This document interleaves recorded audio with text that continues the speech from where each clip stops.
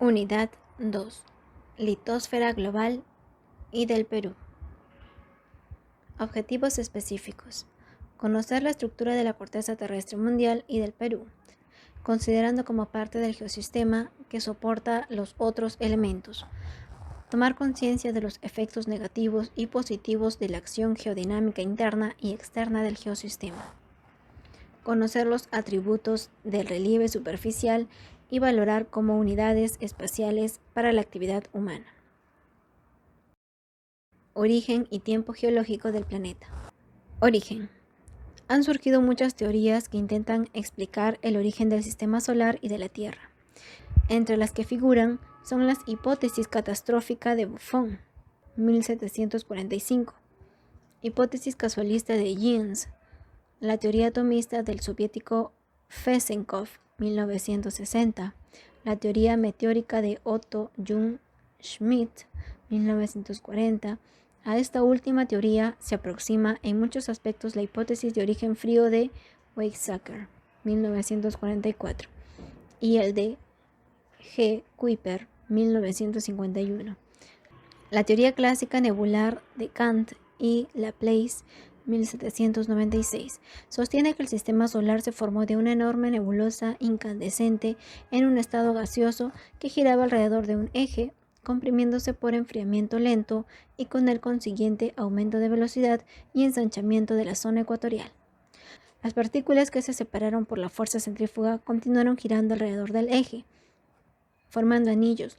Posteriormente, estos anillos se disgregaron y se agruparon formando los planetas, mientras que la concentración central de la nebulosa se formaría el Sol. Al surgir sus detractores y hechas las observaciones correspondientes, quedó desechada, pasando solo a una importancia histórica por haber tenido una vigencia de más de 100 años y por ser la primera hipótesis que trató de explicar con criterios de la mecánica celeste conocido hasta esa época. A esta teoría nebular o planetesimal muchos quieren revivir como la más aceptada, enunciando que se ha originado a partir de una explosión supernova. Sus partículas giraban formando un gigantesco disco. En el centro se fueron acumulando los más pesados, las más ligeras se desplazaron hacia el exterior. Toda materia giraba en torno al centro, donde se formó el Sol. Se producían choques, disgregaciones y fusiones que generaron estructuras mayores, denominadas planetésimos, que también giraban, chocaban y se fusionaban, formando grandes rocas que fueron el origen de los planetas, satélites y meteoritos. Esto ocurrió hace 4.5 millones de años. El detractor frontal de la teoría nebular es el famoso científico ruso y explorador polar, académico Otto Jung Schmidt, 1940, quien presentó nueva teoría sobre el origen de la Tierra y de los planetas con fundamento físico-matemático que se conoce teoría de Schmidt. El geólogo ruso Charygin, 1964, es el mejor intérprete de Schmidt, quien describe con cierto detalle en los siguientes términos. Según demostró, las leyes que rigen el movimiento de los planetas y los datos que se tienen de su estructura llevan a la creencia de que se ha formado no a partir de gases incandescentes o de sustancias en estado gaseoso, sino de partículas sólidas, frías, incluso de polvo estelar, que giraban alrededor del Sol a la manera de un enorme enjambre. En este debieron producirse concentraciones aisladas de las que surgieron los primeros embriones de los planetas. Estos embriones, uniéndose entre sí y absorbiendo nuevas y nuevas partículas, crecieron rápidamente y terminaron por convertirse en varios planetas grandes. Las partículas, como un enjambre que rodeaban al Sol, eran de enormes dimensiones y se movían en distintas direcciones. Existía, sin embargo, un sentido preponderante en el que se movía la mayoría de ellas. Los planetas o sus satélites, originados de este modo, siguieron en su movimiento en que lo hacía la mayoría de las partículas del enjambre. Las órbitas del movimiento de los planetas se situaron alrededor del plano central ecuatorial del enjambre. A la pregunta, ¿de dónde provenía el enjambre de partículas que rodeaba al Sol, del que se formaron los planetas, sus satélites, los asteroides y los meteoritos? Otto Schmidt responde apoyándose en las leyes que rigen en la Vía Láctea y las galaxias. En la composición de la Vía Láctea y de cualquier otra galaxia intervienen, además de muchos miles de millones de estrellas, decenas de millones de nebulosas obscuras, que no son más que una concentración de partículas frías en forma de polvo y otros algo mayores del tipo de los meteoritos. Las estrellas, en movimiento, atraviesan sectores del espacio universal en que estas concentraciones nubes son muy numerosas, viéndose frecuentemente obligadas a atravesar estas nubes de substancia fría. Schmidt sostiene que al atravesar el Sol preexistente por una nube de polvo interestelar, arrasó consigo un enjambre enorme de partículas que, debido a la atracción del Sol, comenzaron a girar alrededor de este, siguiendo trayectorias cerradas. Así explica la procedencia de la galaxia, los materiales formadores de los planetas.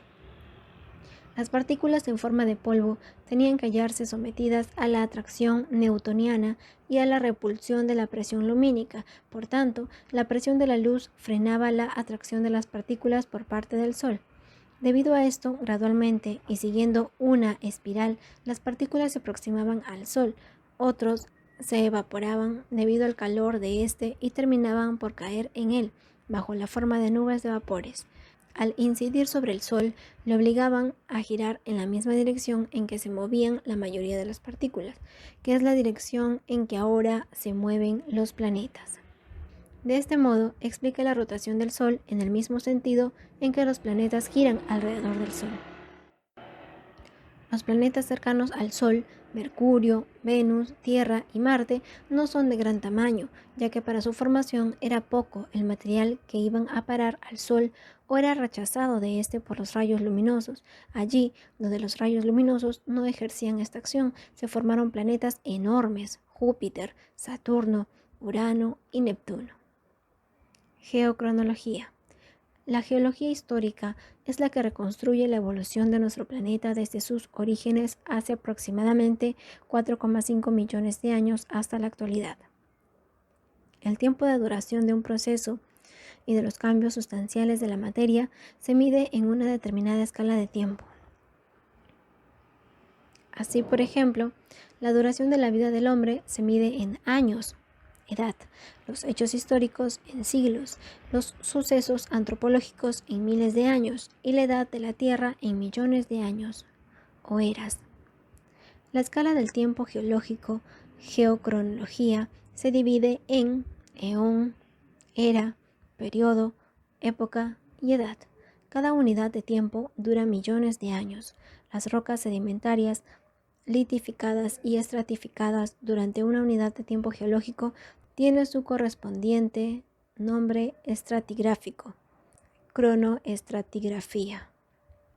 Es decir, los estratos formados durante un eón toma el nombre de eonotema. Los que se forman durante una era se denomina eratema. Los que se formaron durante un periodo corresponde sistema o grupo. Los que se originaron durante una época corresponde serie. Y los que se forman durante la unidad de tiempo, edad, se denomina piso. El periodo cuaternario es el último periodo de la era mesozoica. Consta de 3 edades, del más antiguo al más reciente. Son Holoceno, Pleistoceno y el reciente actual. Este último son los fenómenos naturales que naturalmente ocurren sobre la faz de la Tierra. En base a la observación de los procesos recientes, podemos reconstruir toda la historia de la Tierra. Como dicen los geólogos, el presente es la llave del pasado. Eicher dice, el pasado es interpretado a la luz del presente. Por lo tanto, antes de indagar dentro del pasado geológico, debemos examinar los procesos que actúan hoy día sobre la Tierra y dentro de ella. Estructura del geosistema. Litosistema. La litosfera o corteza terrestre es la capa cortical sólida de nuestro planeta, constituido por rocas de origen y composición química diferente, de periodos y edades distintos, del que trataremos en este capítulo. La estructura interna de la Tierra y la composición de la materia en las profundidades de la corteza terrestre se conoce mediante métodos geofísicos indirectos. La más importante es el comportamiento de la propagación, de refracción y reflexión de las ondas sísmicas que han permitido establecer las diversas capas concéntricas.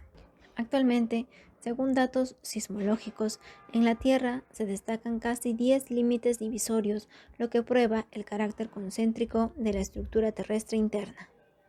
Estas capas están limitadas por capas transicionales conocidos como la capa de Mojo, Gutenberg, Golitsyn y Wishart. La corteza terrestre, ubicada por encima de la superficie de Mohorovic, Mojo, tiene un espesor variable entre 30 y 70 kilómetros en la parte continental y 5 y 7 kilómetros bajo el fondo oceánico, compuesto por silicio, aluminio y magnesio. La corteza terrestre consta de dos subcapas, la capa superior, Sial, y la capa inferior, Sima, de 2.5 y 2.7 gramos por centímetro cúbico de densidad respectivamente. El manto intermedio es la mayor masa de la Tierra, que representa aproximadamente el 83% del volumen total del planeta, y casi el 67% de su masa se halla entre el límite del Mojo y el Wishart. El manto superior comprende hasta la profundidad de 950 kilómetros y el manto inferior desciende hasta 2.900 kilómetros de profundidad. Químicamente está constituido por sílice, hierro, magnesio y níquel.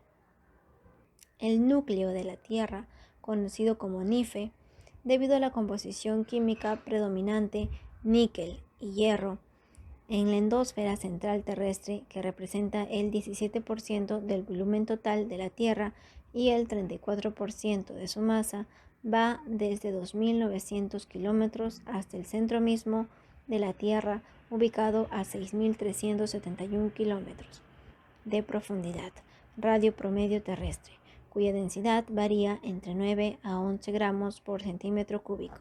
Existen muchas teorías acerca de la naturaleza del núcleo terrestre, es decir, si son líquidas, sólidas o gaseosas. Cabe la posibilidad de estar en un cuarto estado de la materia, estado geoplástico.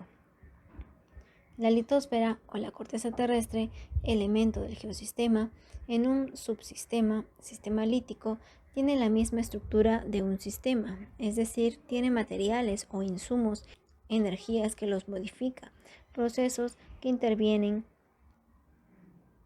y productos de salida. Los insumos o materiales de la corteza terrestre, además de los materiales cósmicos originarios, es el magma ascendente del manto interno superior que dieron origen a las rocas magmáticas, tanto intrusivas que se enfriaron lentamente y se cristalizaron dando origen a los minerales, así como las lavas extrusivas que cubrieron grandes extensiones de la superficie y se enfriaron rápidamente, dando origen a las rocas volcánicas. Estas rocas de primera generación, al ser erosionados, dieron origen a las rocas sedimentarias. Las rocas más profundas se transformaron en rocas metamórficas, debido a las altas presiones que soportaban y a la influencia de las altas temperaturas del magma. Las energías que modifican la estructura de la litosfera son las fuerzas endógenas, como la presión del magma, el movimiento de las placas tectónicas, las ondas sísmicas, y las energías exógenas, como la energía solar, energías eólicas, hídricas, incluido la energía tecnógena. Los principales procesos geodinámicos globales son la deriva continental, la interacción de las placas tectónicas, el movimiento orogénico y epirogénico, y los procesos de erosión, que involucra la meteorización, transporte, depositación, sedimentación, compactación y litificación. Nada actúa independientemente, todo está relacionado en una cadena de causa y efecto, demostrando así la relación e interacción entre los elementos, energías y procesos. ¿Cuál es el resultado de todo este complejo de relaciones e interacciones realizados durante la evolución de nuestro planeta Tierra? ¿Cómo se encuentra actualmente la Tierra? Las características contemporáneas del planeta en cada rincón de la superficie terrestre es producto de este largo proceso evolutivo durante aproximadamente 4.500 millones de años. Los rasgos más relevantes de la Tierra están relacionados a la distribución espacial de los fenómenos naturales. Así, por ejemplo, el planeta Tierra tiene un relieve irregular, con masas de tierra que sobresalen de los fondos oceánicos, que son los 5 grandes continentes. Las grandes depresiones o cuencas oceánicas están ocupadas por las aguas de los mares y océanos. Dentro de los continentes y los fondos oceánicos existen sistemas montañosos emplazados en diferentes direcciones, con longitudes y altitudes. El clima cambiante con 4 estaciones diferenciadas en proceso de calentamiento global, con las secuelas colaterales visibles como el retroceso glaciar acelerado, inundaciones, sequías y huracanes catastróficos, entre otros. Procesos del modelado terrestre. ¿Cómo se ha modelado la superficie terrestre del mundo? ¿Qué factores han intervenido? ¿Qué procesos dieron origen a las características actuales de la epidermis terrestre? Así como del Perú específicamente, mediante el enfoque sistémico es posible explicar y responder las interrogantes. A manera de ejemplo, explicaremos sobre el territorio peruano. La configuración estructural del subsuelo peruano ha sido formada principalmente por el tectonismo andino, surgimiento de los Andes, durante la era cenozoica. Desde hace aproximadamente 80 a 70 millones de años inició a emerger el suelo peruano. Construcción de la geodinámica interna. El suelo peruano ha sido construido por los procesos geofísicos, geológicos, termodinámicos y fuerzas tectónicas que provienen del interior terrestre, como magmatismo, tectonismo, orogénesis, vulcanismo y los sismos. Proceso magmático. El magma es una masa de roca fundida a más de 1000 grados Celsius de temperatura que se hallan en zonas más profundas de la corteza terrestre. Está compuesto por óxidos y elementos volátiles. El magma puede ascender a la superficie o quedar aprisionado por movimientos de la corteza. En caso de llegar a la superficie, se habla de efusión o erupción. Cuando se consolida por enfriamiento rápido, origina las rocas volcánicas, y cuando se consolida por enfriamiento lento dentro de la corteza terrestre, se denomina intrusión y da origen a las rocas intrusivas. El proceso magmático consiste en el movimiento de flujo ascensional del magma debido a la fuerza centrífuga que origina el movimiento de rotación de la Tierra. Esta materia fundida por la temperatura ejerce una presión sobre la base de la corteza terrestre y afecta a las rocas adyacentes metamorfizándolos. Proceso orogénico. El proceso orogénico consiste en el lento levantamiento y crecimiento de los sistemas montañosos como producto de la interacción de las placas tectónicas. Así, por ejemplo, la formación de la cordillera de los Andes es por la colisión frontal de la placa Nazca y la placa de América del Sur. Según Steinman, 1929, la cordillera de los Andes ha surgido en 3 fases tectónicas, al que se conoce como tectonismo andino. La concentración de fuerzas de las placas mencionadas ha plegado los sedimentos del mar interior, desde donde emergió el actual territorio peruano en 3 fases. Primera fase, plegamiento peruano. Segunda fase, plegamiento incaico. Y tercera fase, plegamiento andino. Después de cada fase de levantamiento, hubo una etapa relativa de tranquilidad y de degradación erosiva, denominadas etapa puna, etapa chacra y etapa cañón, respectivamente. Primera fase, plegamiento peruano. Se refiere a la primera fase de levantamiento y plegamiento del territorio, que tuvo lugar durante el periodo Cretácico. Como consecuencia, los estratos del Mesozoico fueron moderadamente plegados y por primera vez se delineó la cordillera occidental. Simultáneamente se inició la actividad volcánica a lo largo del eje de la cordillera. El episodio erosivo subsiguiente originó abundantes depósitos clásticos que se distribuyeron en la actual superficie puna, etapa puna. Segunda fase, plegamiento incaico. Corresponde a la segunda fase de deformación y evolución del territorio peruano, calificada como la más intensa que la anterior. Ocurrió en el periodo terciario entre el Eoceno y el Oligoceno. Plegó la secuencia de la fase peruana y afectó a las capas rojas y volcánicas, seguida por la actividad volcánica. Toquepala, Sacsayhuamán y Calipuy. La etapa erosiva subsiguiente dio origen al ensanchamiento de los valles interandinos que hoy se encuentran en el piso quechua, etapa chacra. Tercera fase, plegamiento andino. En la tercera fase de la tectónica andina, ocurrido probablemente durante el Mioceno medio a superior, que logró levantar la cordillera de los Andes hasta sus niveles y dimensiones actuales, asociado a este fenómeno orogénico se produce el volcanismo, proceso que continuó en la fase post-orogénica. Actualmente, este fenómeno ocurre en diversos puntos de la Tierra. El rejuvenecimiento de los valles por la erosión subsiguiente a la última fase orogénica se manifiesta en la formación de los cañones o pongos como Manseriche, Rentema, Aguirre, Mainique, Infiernillo, Colca, Cotahuasi, Autilla, etc. Por eso, esta fase erosiva se denomina etapa cañón. Ahí podemos observar la distribución de placas tectónicas.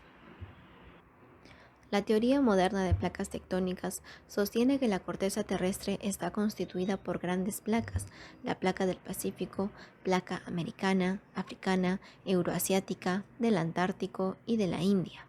Además, por numerosas subplacas que estarían flotando sobre el manto magmático en un constante movimiento relativo uno con respecto del otro, vale decir, en direcciones convergentes o divergentes. En los límites de las placas estarían los emplazamientos orogénicos, unos por colisión, otros por efusión magmático, respectivamente. En el caso nuestro, la placa suramericana está rodeado de 3 subplacas, la de Nazca, la de los Cocos y la del Caribe, y de ahí que la cordillera andina se emplaza en el extremo marginal occidental de América del Sur, producto de la colisión de la placa oceánica de Nazca y la sudamericana. Procesos volcánicos y sísmicos. Los fenómenos volcánicos y sísmicos se concentran en el denominado Cinturón del Fuego, situado en las costas del Océano Pacífico, vale decir, en los bordes de la gran placa tectónica del Pacífico. En este anillo del fuego están las principales fosas. Entre las de mayor profundidad son fosa de Kermadec, Tonga, Bougainville, Java, Filipinas, La Mariana, Izu, Ogasawara, Ryukyu, Japón, Curilíes, de las Aleutianas, de Puerto Rico y fosa de Perú, Chile. El Perú, por su ubicación dentro del Círculo de Fuego del Pacífico, caracterizado por su alta dinamicidad sísmica y volcánica, se halla sujeta a frecuentes fenómenos telúricos. El terremoto, como el de 1970, el de 2010 y 2014 de Chile, el de Japón en el 2011, o la erupción volcánica de Sabancaya 1992 y Ubinas 2007, constituyen riesgos potenciales que afectan directa e indirectamente a la población y al paisaje geográfico, siendo el país una zona vulnerable por los citados fenómenos y otros. Es necesario tomar conciencia de la realidad y cambiar en la conducta psicosocial y educacional para afrontar este reto permanente. Degradación por los agentes de la geodinámica externa. El desgaste y modelado del relieve superficial de la Tierra, realizados por los agentes erosivos de origen externo, la energía de los meteoros, ríos, glaciares, los vientos y la dinámica marina, son los que se encargan de reajustar la estructura morfológica de la litosfera peruana. Además, hay que considerar la acción humana en el modelado del relieve local. Ejemplo, la cordillera de los Andes es sometida a la acción erosiva de las glaciaciones y desglaciaciones que ocurrieron a nivel escala en todas las eras geológicas. Solamente en el periodo cuartiario se han producido 4 glaciaciones. La última glaciación, denominada tardiglaciar andino, ha influido mucho en los aspectos climáticos, morfológicos, ecosistémicos, entre otros. La triple acción erosiva, es decir, meteorización, transporte y sedimentación del glaciar antoandino, ha dado origen a las superficies congelifractadas de las cumbres de las cordilleras, llanuras lacustres, superficies aborregadas, terrazas morrénicas, sistema de colinas, estrías, etc. Los ríos de las vertientes hacia el Pacífico al Amazonas y al Titicaca, Peñón de Plomo o Puquinacocha erosionaron los valles, quebradas, cañones y otras geoformas de tercer orden. El perfil del litoral peruano, con sus terrazas marinas, acantilados, islas, puntas, playas abiertas, es debido a la acción erosiva de las olas del mar peruano. Proceso de meteorización. Consiste en la descomposición y desintegración in situ de las rocas que se hallan expuestas a la intemperie. Obedece a la acción combinada de los agentes meteorológicos, insolación, humedad ambiental, agua.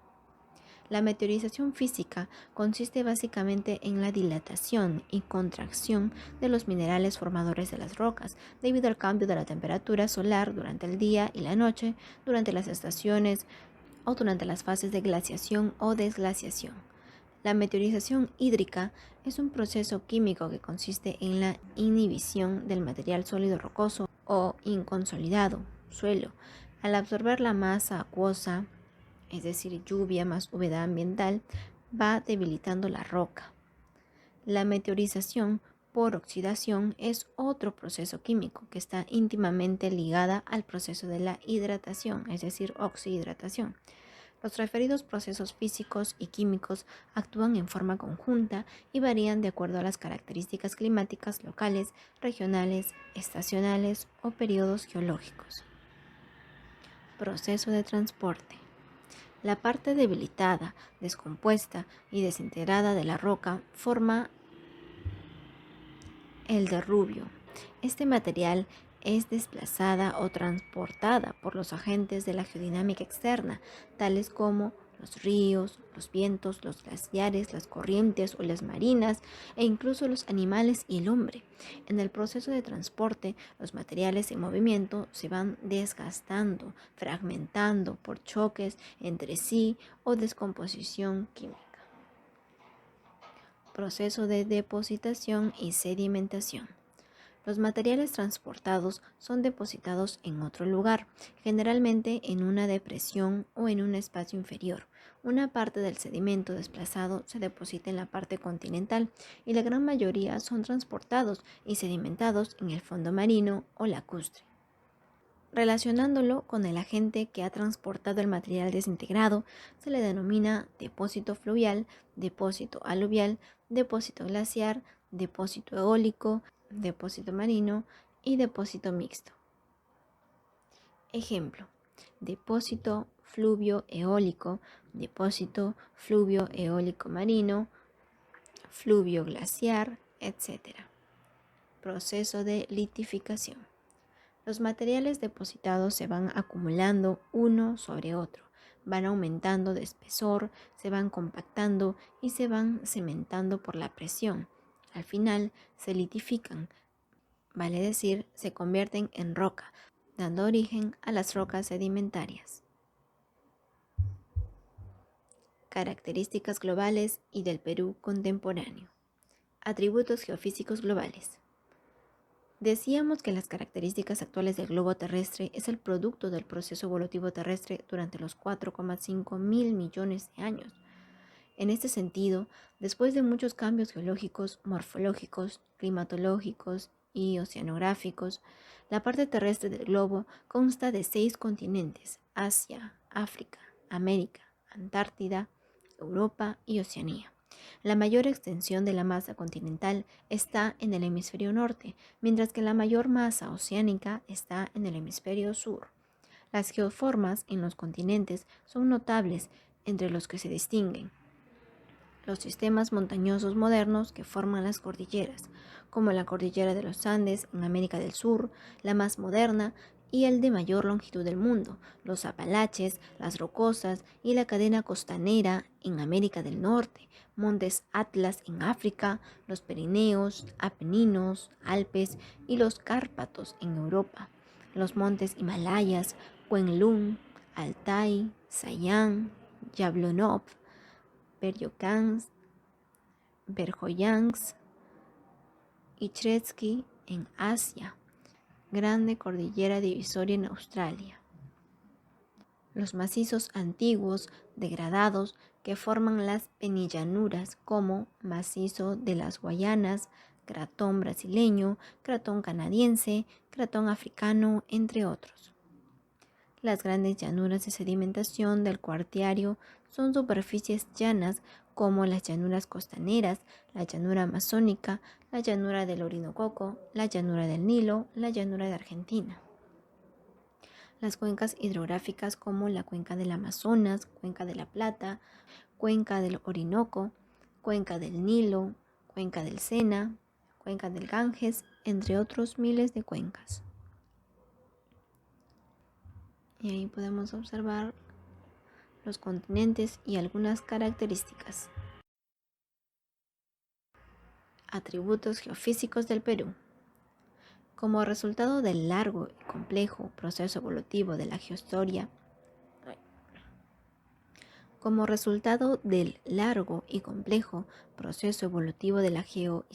de la litosfera, el Perú tiene los siguientes atributos contemporáneos. Tiene una composición litológica y una estructura geológica muy compleja. Posee una distribución metalogénica heterogénea. Contiene recursos energéticos variados. El escenario edáfico es complejo. Consta de 7 regiones edáficas. Suelo. Morfológicamente se caracteriza por presentar un relieve accidentado, con unidades morfológicas bien diferenciadas, notándose el sistema orográfico andino y la llanura amazónica. Características geológicas del territorio. Litológicamente, el Perú está constituido por rocas de composición variada, las que se agrupan en 3 grandes grupos: rocas magmáticas o ígneas, rocas sedimentarias y rocas metamórficas. Las mismas que se distribuyen en la superficie de manera superpuesta, entrecortada e imbricada. Los estudios de las rocas en el Perú se desarrollan a la par con la minería. Las primeras descripciones fueron contribuidas por el naturalista Alejandro von Humboldt, por de Orbing y el sabio Antonio Raimondi.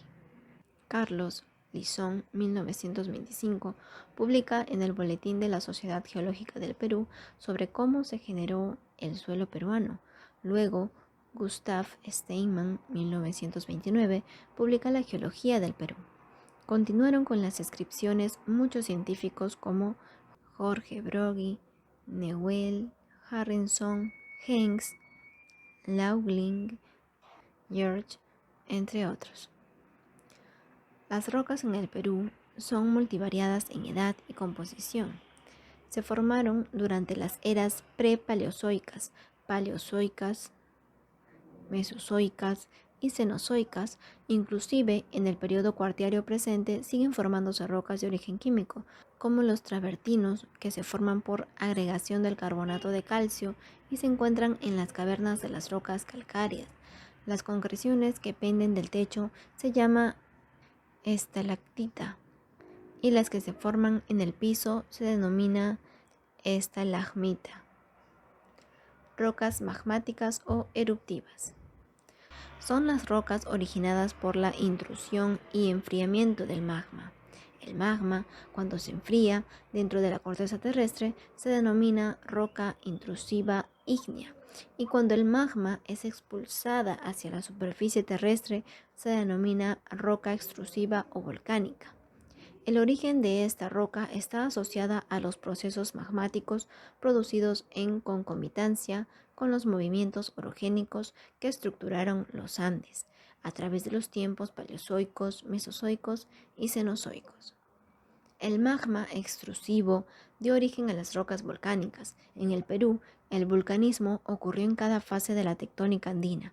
En el territorio peruano cubren extensas áreas del flanco andino occidental, formando grandes mantos, coladas y conos volcánicos, principalmente en el sur occidental andino, donde se encuentran los volcanes Chachani, Misti, Coropuna, Ubinas, Sabancaya, etc. La importancia de estas formaciones radica en su asociación con la cupritización de las rocas. El magma intrusivo dio origen a las rocas plutónicas. En el Perú, estas rocas afloran de manera discontinua a lo largo del flanco occidental de la cordillera occidental, en la cordillera costanera y en la cordillera oriental.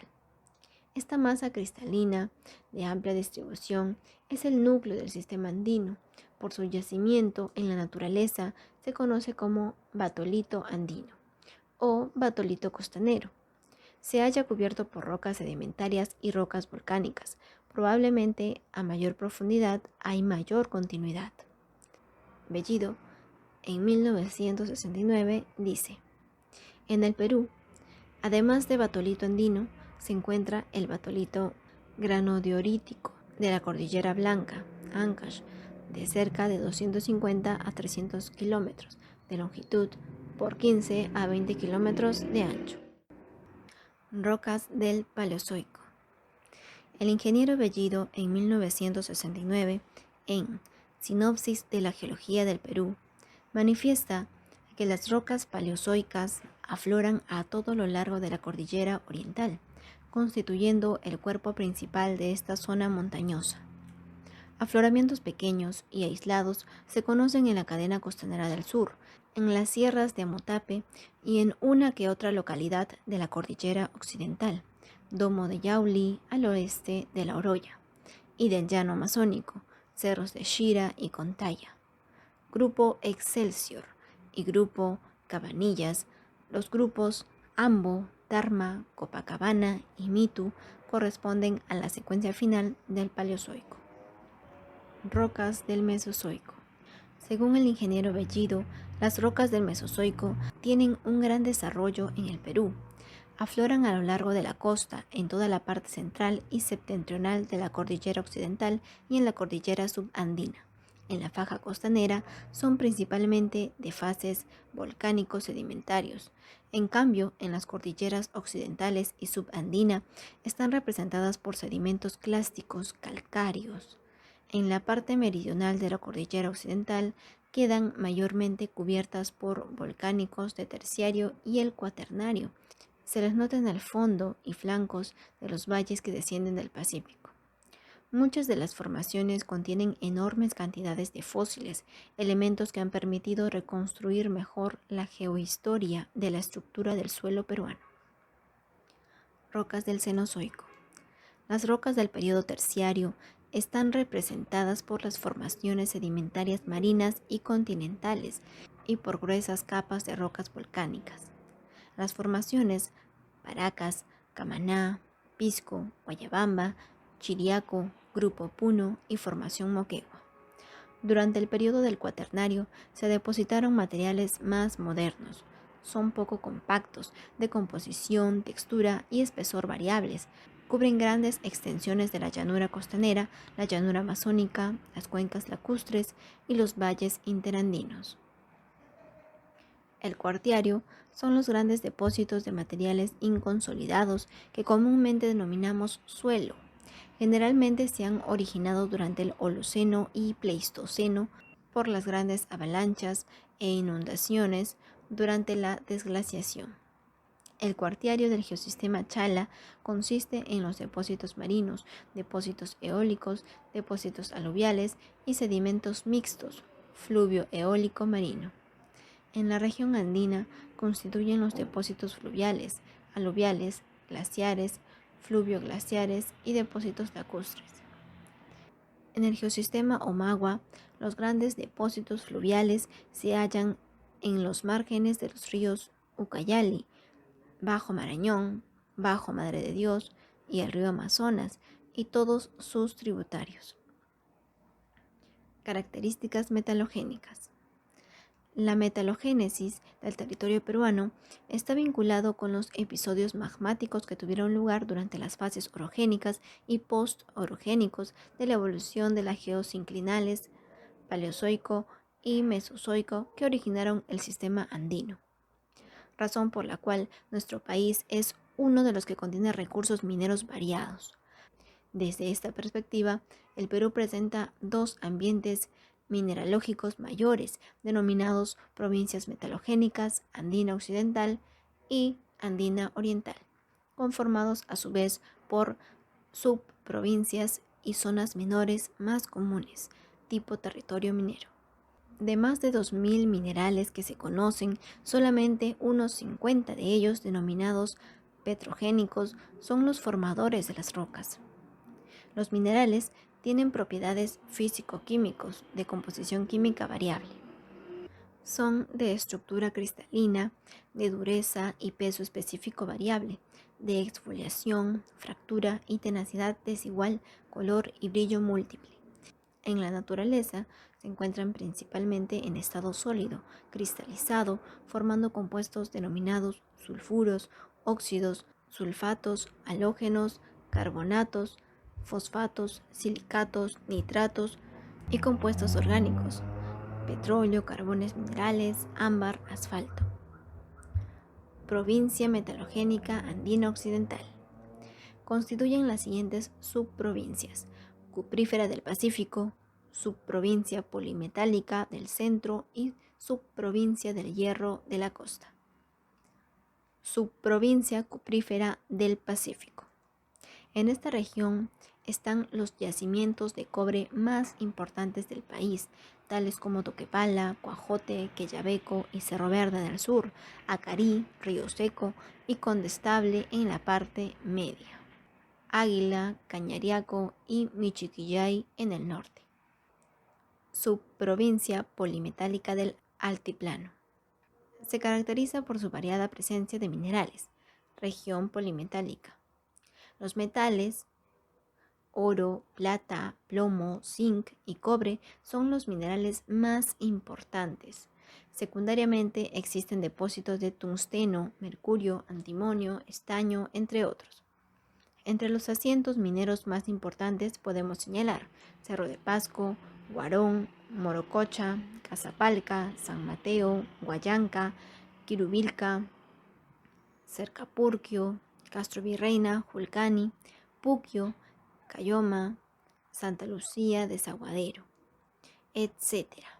Sumándose además la franja cuprífera y ferrífera de Libitaca, Chalcobamba, Catanga y Tintaya en el sector sureste andino.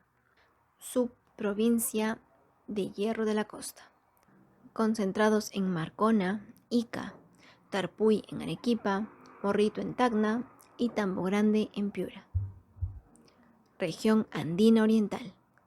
Zona aurífera oriental. Comprendido entre Patas y Buldibullo en el norte y entre Marcapata y Sandia en el sur. Son generalmente filoneanos. También hay pepitas de oro en depósitos fluviales y fluvioglaciares en las partes altas de la cordillera oriental. Plata, platino, cobre, plomo y zinc se presentan en menor escala. Zona aurífera de Madre de Dios. Constituidos por placeres en los depósitos fluviales del río de Madre de Dios y sus tributarios. Potencial de recursos energéticos. El país cuenta con recursos energéticos convencionales, petróleo, gas natural, carbón, las asfaltitas y los no convencionales como la energía hidráulica, solar, geotermal, eólica, mareomotriz y nuclear. El potencial de petróleo está ubicado en las zonas de producción de la costa y del zócalo continental del noreste del país, en la parte norte y central de la Amazonía y en la cuenca del Titicaca-Pirín. Esta última está para reactivarla. El potencial de gas natural encontrado en las áreas geográficas de la costa y del Zócalo, en la Amazonía Norte y Central, en 1984, ascendía a 1.464.640 millones de pies cúbicos. Este volumen debe incrementarse con el gas de Camisea en Cusco. La producción durante el año 1984 fue el orden de 46.704 millones de pies cúbicos. El potencial carbonífero nacional se encuentra ubicado en más de 100 yacimientos estudiados y evaluados. Las cuencas carboníferas de mayor importancia son las del Alto Chicama, La Libertad, Anzuna, Ollón, Lima, Cuenca del Santa, Ancash, Yanacancha, Cupisnique, Hualgayoc, Cajamarca, Hatunhuasi, Junín y Queropalca, Huánuco. Las reservas probadas, probables y posibles es de 2.398.260 miles de toneladas métricas. La energía geotermal es producida por el calor interno de la Tierra. Se presenta como vapor seco, vapor húmedo, rocas ígneas, etc. las que se encuentran concentradas en las siguientes regiones geotermales: región geotermal Cajamarca, La Libertad; región geotermal del Callejón de Huaylas, Ancash; región geotermal de Churín, Lima; región geotermal central, Junín, Huancavelica, Ayacucho; región geotermal Cordillera Volcánica del Sur, Ayacucho, Arequipa, Moquegua y Tacna; región geotermal Puno, Cusco; región geotermal Moyabamba, San Martín.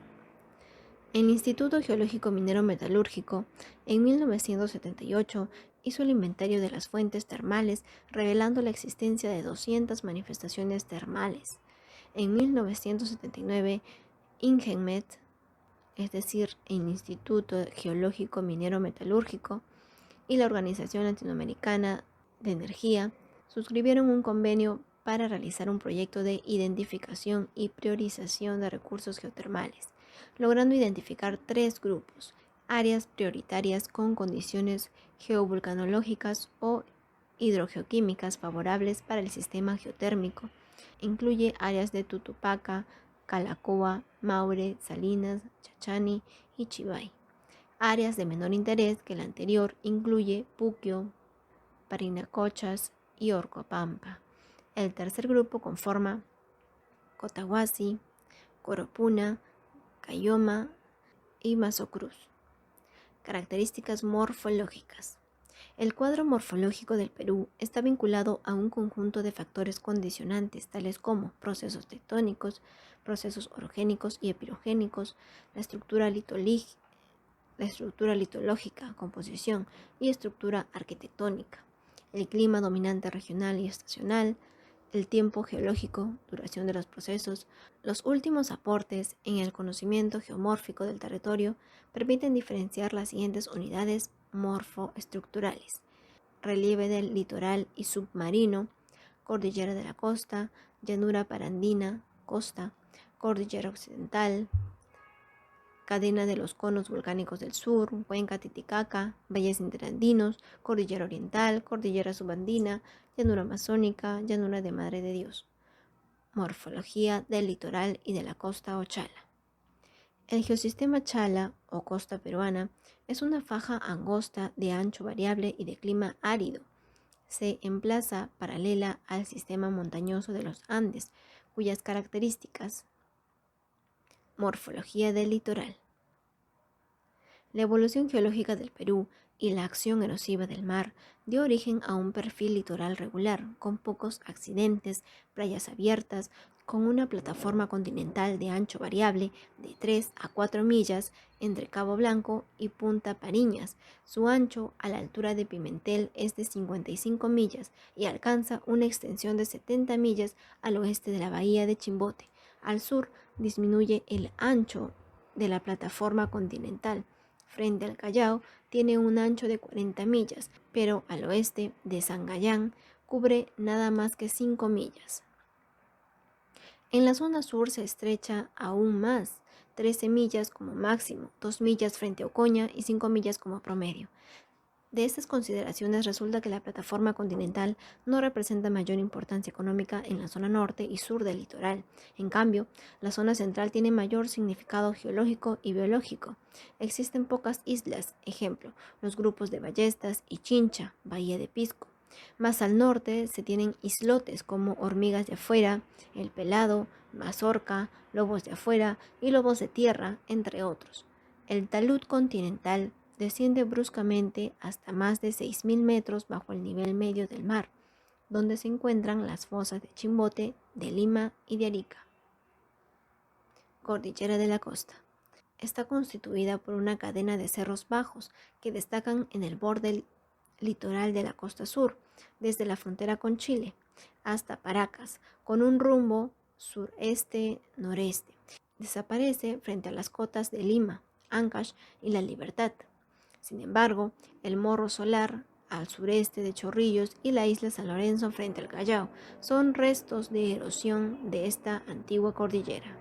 Luego reaparece en la costa norte en Cerro Illescas. Continúa en los cerros de Amotape en la frontera con Ecuador con un rumbo sur-norte. La llanura parandina o costanera. Comprende una estrecha franja paralela a los Andes y al litoral, entre la cordillera de la costa y las estribaciones de la cordillera occidental, de ancho variable entre 10 hasta 20 a 170 kilómetros, con altitudes que se desarrollan entre el nivel medio del mar hasta 500 metros sobre el nivel del mar. En cuanto a su relieve, encontramos unidades morfológicas siguientes: estribaciones andinas, terrazas marinas escalonadas, sistema de colinas, pequeñas depresiones, conos aluviales de los ríos de la vertiente frente al mar peruano, terrazas fluviales, sistema de dunas y pequeñas llanuras del relleno torrencial. Morfología del geosistema andino. Cordillera Occidental.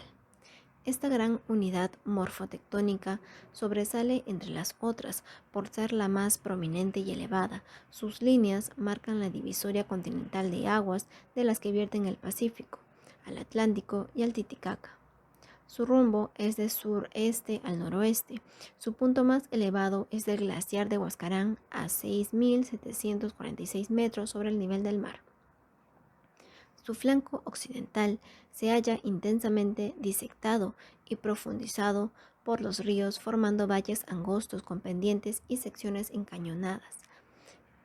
Es notoria la bifurcación de esta cordillera que dio origen a la Cordillera Negra y Blanca, entre las cuales se encuentran los valles del Santa, más conocido como Callejón de Huaylas. En las partes altas, sobre los 3.500 metros sobre el nivel del mar, se encuentran superficies de erosión de diferentes épocas, siendo una de las más conspicuas la superficie Puna, que muestra un relieve suavemente ondulado, la misma que se formó en el Terciario superior y a una altura inferior a la que se encuentra actualmente, habiendo sido elevado por sucesivas fases de levantamiento andino y luego disectado por los ríos. La cadena de conos volcánicos es una característica peculiar de la cordillera suroccidental entre el paralelo 15 grados latitud sur hasta la frontera con Chile por un espacio de 500 a 600 kilómetros. Se presenta un alineamiento de cadenas de conos volcánicos. Los más impresionantes son Chucamare, Ubinas, Misti, Ambato y Solimana. La mayoría de los volcanes se hallan fuertemente erosionados por el desgaste del proceso de desglaciación pleistocénica. Sin embargo, hay volcanes casi intactos como el Misti, Ubinas, Yucamane, que son considerados como los más recientes, postglaciares. Algunos se encuentran en una fase fumarológica. El Sabancaya entró en actividad el año 1992 y 2014 y el Ubinas en el año 2007 y 2013, causando impactos ambientales locales. Valles interandinos. Son unidades morfológicas consistentes en depresiones alargadas y profundas. Siguen el rumbo general de la cordillera de los Andes, por eso se les denomina valles longitudinales. Por estar limitados por las cordilleras occidental, oriental y subandina, se le denominan valles interandinos.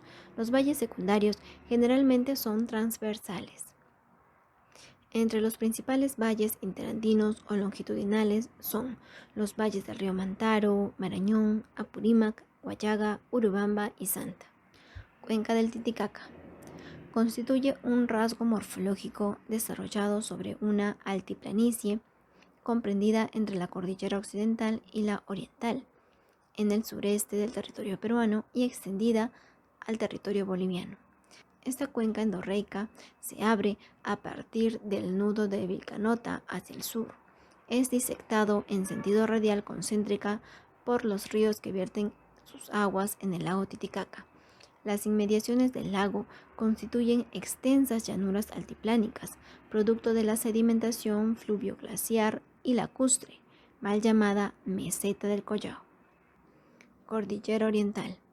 Constituye conjuntamente con la Cordillera Occidental una de las estructuras más relevantes del territorio peruano.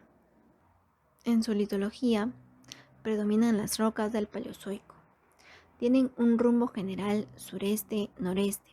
Sufre una gran inflexión en el paralelo 13 grados latitud sur, retomando la orientación noreste hasta el paralelo 7 grados, donde pierde su fisonomía por debajo de rocas mesozoicas, reapareciendo en territorio ecuatoriano. Cordillera subandina. Esta formación montañosa se ubica en el extremo occidental de la llanura amazónica. Son elevaciones que no pasan los 3.500 metros sobre el nivel del mar, caracterizada por su discontinuidad y de baja altitud, cubierto de bosques de protección. Su estructura geológica está constituida por rocas mesozoicas y cenozoicas. Los rasgos morfológicos que más sobresalen son la cadena de cerros de Shira, de Contamana, Contaya y Cordillera Azul. En sí, esta unidad morfológica constituye los contrafuertes orientales andinos. Posiblemente por esta razón se le denomina cordillera subandina. Se emplaza en la Alta Amazonía, mal llamada Selva Alta, o Rupa Rupa según Pulgar Vidal. Morfología del geosistema amazónico. Predominan las llanuras de las cuencas de los ríos Marañón, Ucayali, Purús, Pastaza, Tigre, Putumayo, Amazonas y Madre de Dios. Llanura del Amazonas. Constituida por una penillanura muy amplia, cubierta de bosques exuberantes, presentan sistema de colinas, terrazas fluviales, pequeñas quebradas, depresiones pantanosas que se hallan cortadas por grandes ríos meándricos. La llanura de Madre de Dios. Esta llanura se ubica en el extremo sureste del país y comprende la gran parte del territorio del mismo nombre. Se encuentra limitada por el sur por la corriente oriental Carabaya, por el oeste y noroeste por las suaves colinas de Fitzcarrald. Topográficamente tiene los mismos atributos que el llano amazónico, surcado por el río Madre de Dios y sus tributarios, integrantes del sistema hidrográfico del Amazonas. El suelo peruano. Es el otro elemento del litosistema. Se refiere a la formación natural de materiales inconsolidados de espesor variable resultante de la transformación de la roca madre subyacente bajo la acción de diversos procesos físico-químicos y biológicos. El hombre está en contacto directo al recurso suelo. En él desarrolla su actividad económica, emplaza su vivienda, construye el sistema de comunicación, etc. Además, sirve de soporte a la masa atmosférica, a la masa de agua, a la biomasa y a todos los elementos culturales. La ex Oficina de Evaluación de Recursos Naturales ha clasificado el suelo del Perú en 7 regiones edáficas: región yermazólica, lítica, paramosólica, castanosólica, litocambisólica, acrisólica y ferralsólica. Región yermosólica. Comprende las tierras del árido costanero del país, prácticamente con escasa vegetación. Las áreas confinadas al litoral abierto están afectadas por la salinidad, donde predomina el suelo tipo Solonchak. En las costas escarpadas del sur y algunos sistemas de colinas predominan el suelo litosólico. Grandes extensiones del llano chalaco cubierto de arena son regosoles y los suelos fluvisoles. Están distribuidos en los grandes conos aluviales. Esta última tiene alta capacidad agronómica. La región lítica. Los lisoles comprende íntegramente el flanco abrupto occidental de los Andes occidentales, entre 1000 y 5000 de elevación, caracterizado por ser suelo esquelético, pedregoso, rocoso, por lo tanto de escaso potencial agronómico. Los suelos aluviales fluvisoles se hallan en el fondo de los valles estrechos, son aprovechados para cultivo frutícola y productos de pan llevar. Región paramosólica. Situado sobre los 4000 metros sobre el nivel del mar, constituido por suelos paramosoles de escasa influencia volcánica y los páramos andosoles desarrollados a partir de materiales volcánicos. Tienen el valor económico exclusivo para la actividad pecuaria, principalmente lanar. Región castanosólica. Agrupa suelos de naturaleza eútrica fértiles, distribuidos en la zona mesoandinas. Castanocens y Paeocens son los representantes edáficos de mayor importancia para propósitos agrícolas intensivos y diversificados. Región cambisólica. Ocupa la parte más alta del flanco oriental andino, ceja de selva, de clima nuboso y relieve escarpado. Agrupa suelos esencialmente litosólicos, sin mayor potencial para el desarrollo agropecuario y de recursos forestales. Región acrisólica. Se distribuyen en la parte media e inferior del flanco oriental andino, alta Amazonía. Agrupa suelos de morfología desarrollada y de naturaleza ácida, de relativa importancia agronómica y forestal. Constituye la zona de centros de colonización más importantes del país. Región ferral-sólica. Comprende la vasta penillanura amazónica. Agrupa una variedad de tipos de suelos de potencial agronómico variable, siendo el de mayor interés las zonas húmedas. Aptitud agropecuaria del suelo. La aptitud del recurso suelo, desde el punto de vista agronómico, está condicionado por los factores topográficos, climáticos, rocas subyacentes y la distribución de la biomasa. Según su aptitud, los suelos del Perú han sido clasificados en 5 grupos: tierras aptas para cultivo en limpio, cultivo permanente, pastos, producción forestal y tierras de protección. La ex Oficina Nacional de Evaluación de Recursos Naturales, por su aptitud y capacidad de uso mayor, dio esta clasificación.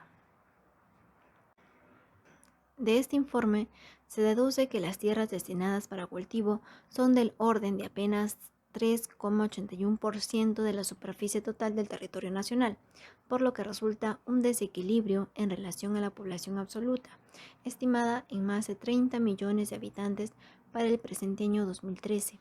Sin embargo, tenemos suficiente terreno destinado para recurso forestal, 37,89%, pero cada gobierno viene entregando a empresas extranjeras extensiones de tierras sin prever para el futuro.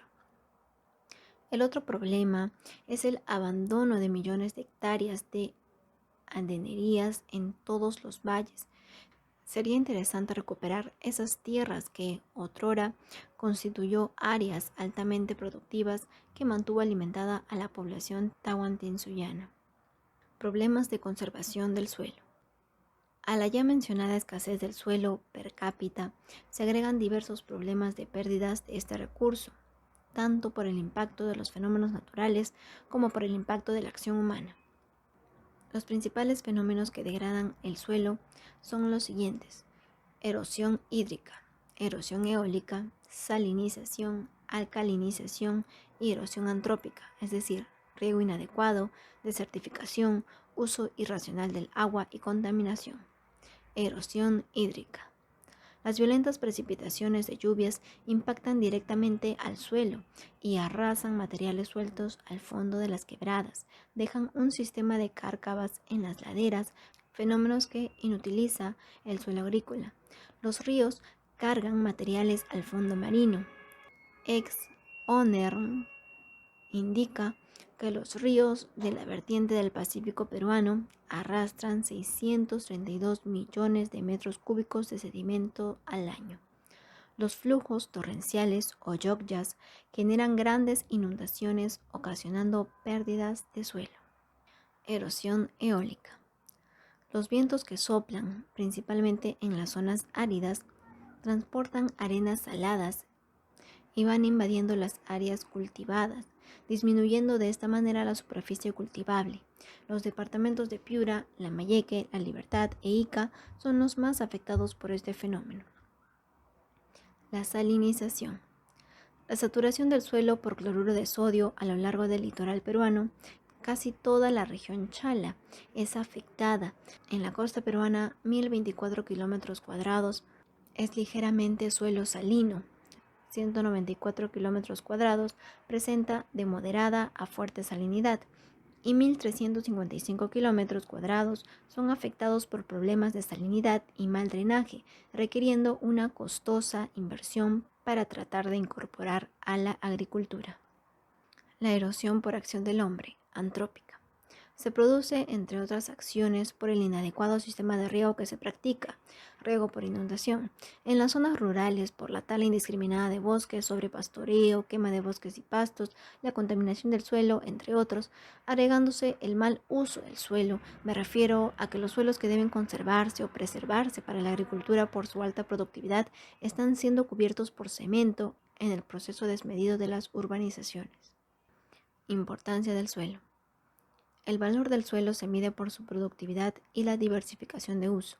Este recurso natural juega un rol esencial en la planificación física local y regional.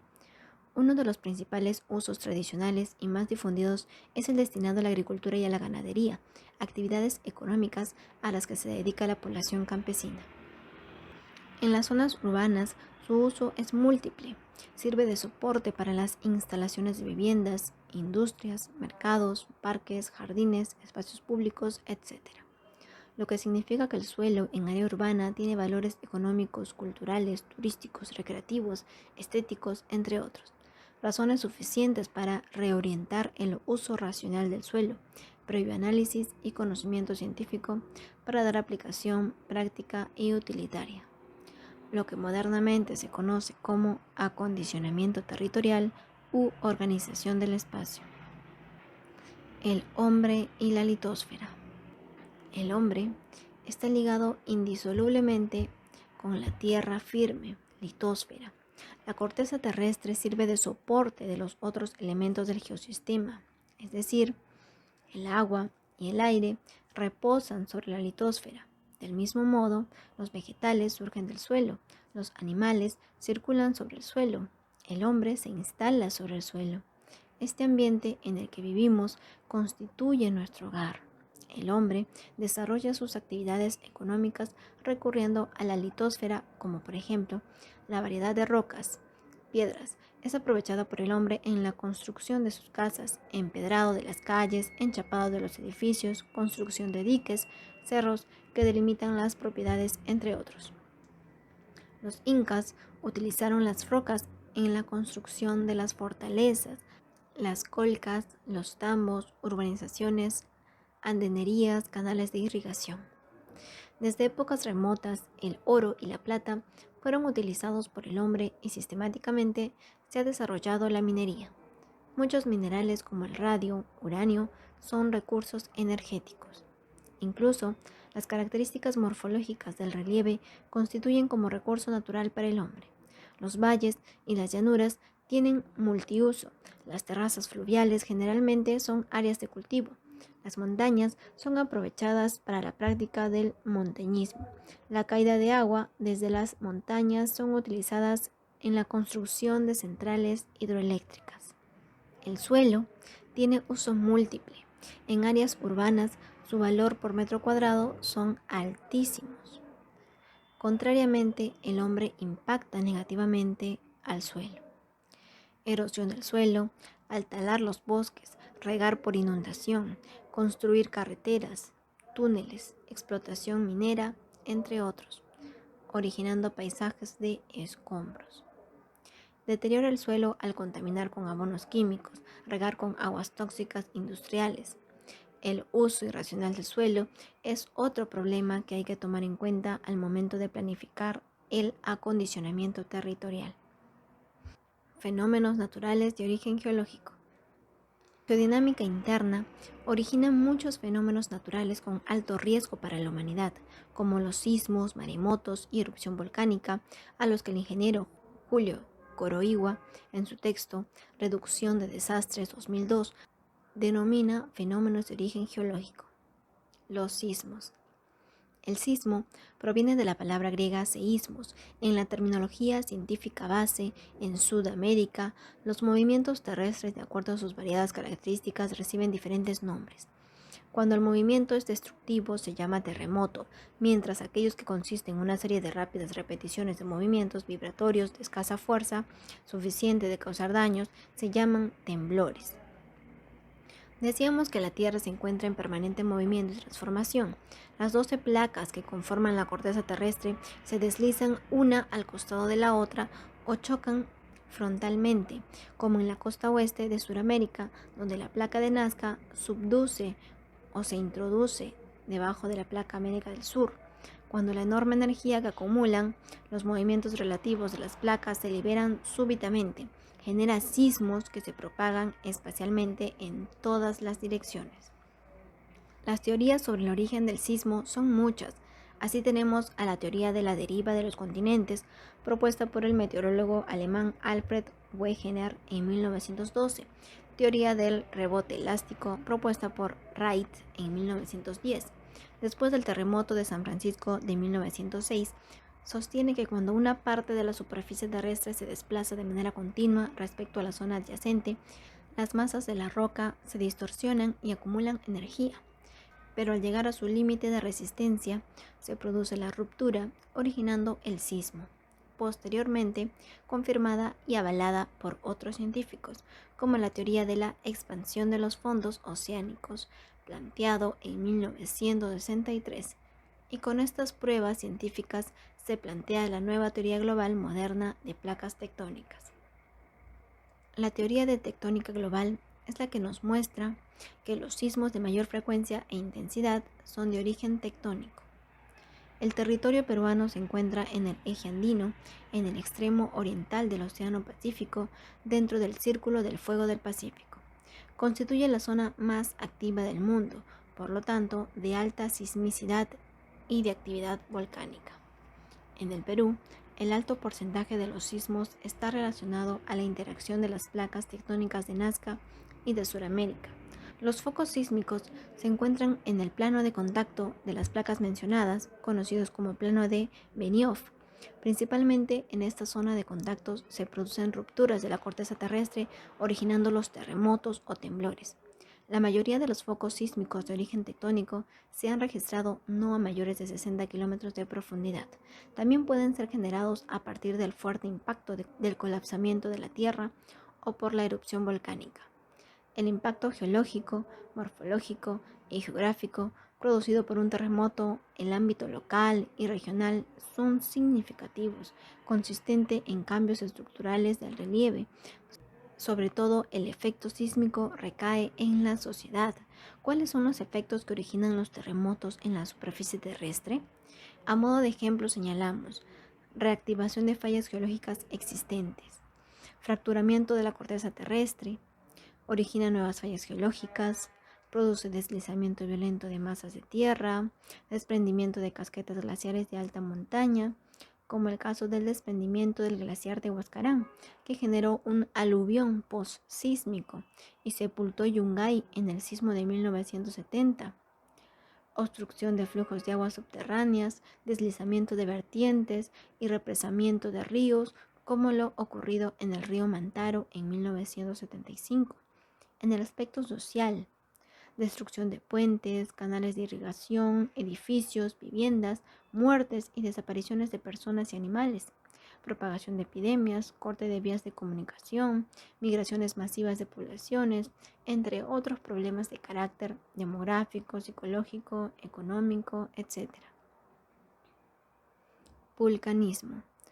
Los volcanes, fuente de vida, pueden tornarse en funestos emisarios de la muerte, al expulsar por miles de millones de años las masas de agua y aire que forman los océanos y la atmósfera. La actividad volcánica ha sido primordial para el florecimiento de la vida en la superficie de la Tierra, pero cuando el hombre no selecciona los lugares y no construye de acuerdo a las enseñanzas que esta actividad ha dejado, se pueden producir numerosas pérdidas humanas y severos daños materiales. Los rasgos morfológicos, principalmente en el sur del país, entre 15 grados y 18 grados latitud sur de la cordillera occidental de los Andes, es una clara muestra de la intensa actividad volcánica que se ha producido durante el Cuaternario antiguo y reciente, es decir, durante el Pleistoceno y Holoceno.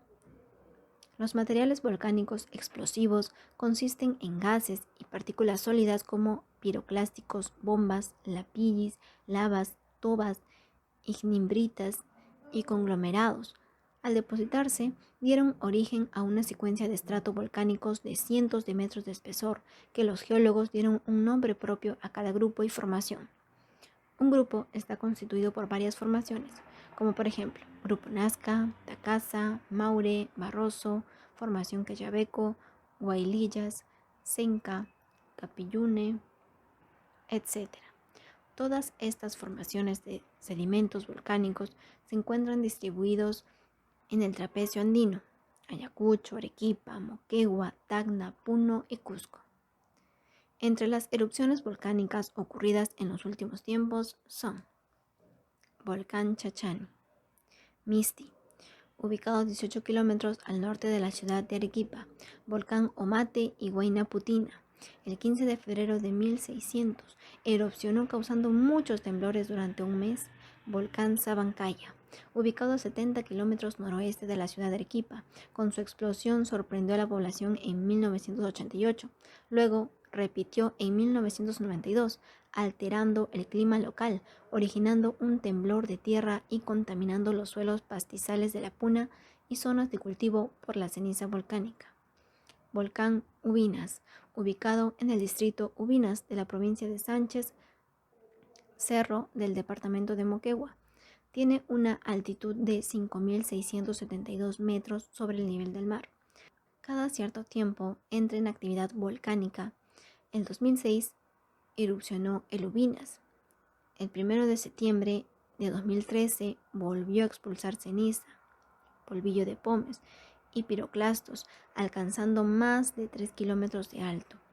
Estas cenizas son distribuidas alrededor de los 360 grados, según el cambio de la dirección del viento durante el día y de la noche, afectando directamente a la población más cercana de Querapi y otros centros poblados.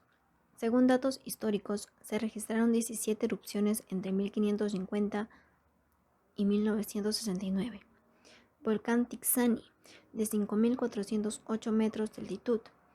En caso de explosionar, afectaría a cerca de 4.000 personas de los poblados de Tlacoa, Quebaya, Cuchumbaya, San Cristóbal y Soquesani. Volcán Yucumane, de 5.497 metros sobre el nivel del mar, ubicado a 11 kilómetros al noreste de Candarave, en Tacna.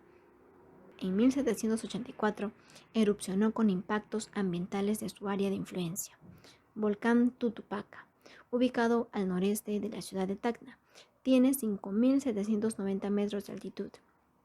El Instituto Geológico Minero Metalúrgico ha instalado en Arequipa un observatorio vulcanológico para monitorear 7 volcanes activos: Sancabaya, Misti, Ubinas, Huayna Putina, Tixani, Tutupaca y Yucani. Maremoto o tsunamis. Los maremotos, tsunamis, son movimientos de grandes olas oceánicas originados por las ondas sísmicas ocurridos en el fondo marino y que pueden llegar hasta el litoral. Estos fenómenos, a pesar de que son poco frecuentes, pueden causar numerosas pérdidas humanas y cuantiosos daños materiales en las poblaciones emplazadas cerca al litoral y costas bajas, como en el Callao, Perú, en 1746. Sariku, Japón, en 1896. Valdivia, Chile, en 1960.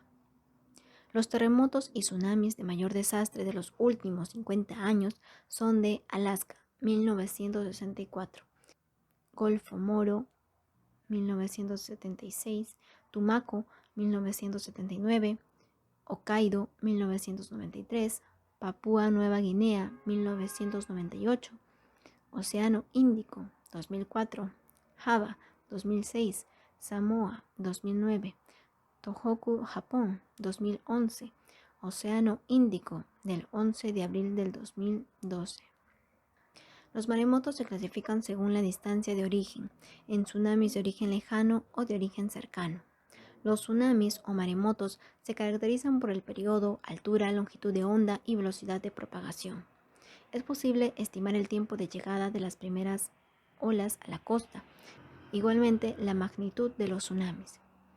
Los factores que influyen sobre ella son magnitud del sismo y su profundidad focal, área de corteza terrestre que se disloca en el fondo del mar, ruta de propagación del tsunami, variación direccional, la configuración del litoral costero, la topografía de la costa y zona de inundación.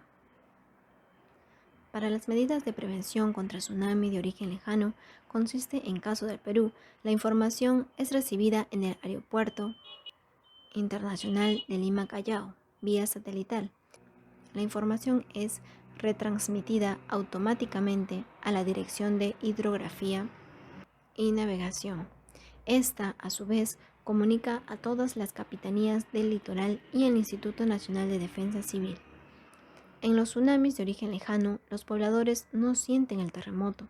En cambio, los tsunamis de origen cercano, el terremoto, es señal de alarma. En el momento de decidir el emplazamiento de un puerto, caleta, balneario y urbanizaciones, debemos tener en cuenta el alto riesgo frente a los fenómenos de terremoto, tsunami. Estar atentos a las indicaciones de defensa civil.